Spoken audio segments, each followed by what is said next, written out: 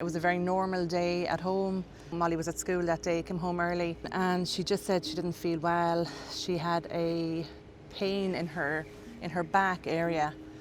So you kind of automatically think kidneys. She did complain of being warm, so we took her temperature and it was 38.5. So I sat with Molly for a few minutes in the sitting room. Molly had been given codeine twice that day and was recommended by her GP.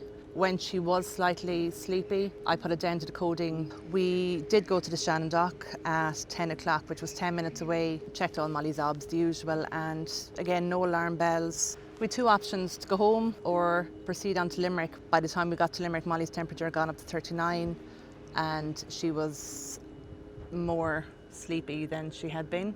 The nurse's reaction in Limerick in the small little triage room, she had asked, I'll never forget her words, she said, "How long has your child been like this?" I was alarmed by her reaction to Molly. As I was answering her, she had called for 2 or 3 nurses, came in, and it kind of just escalated from there. After about 2 or 3 hours, the words septic, shock were mentioned, and she'd gone into renal failure. All her organs basically were being attacked at the same time.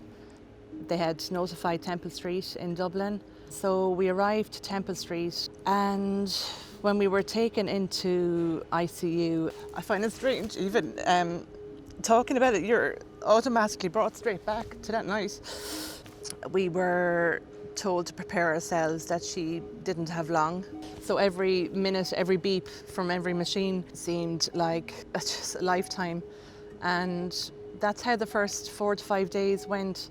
Molly was intubated for 21 days.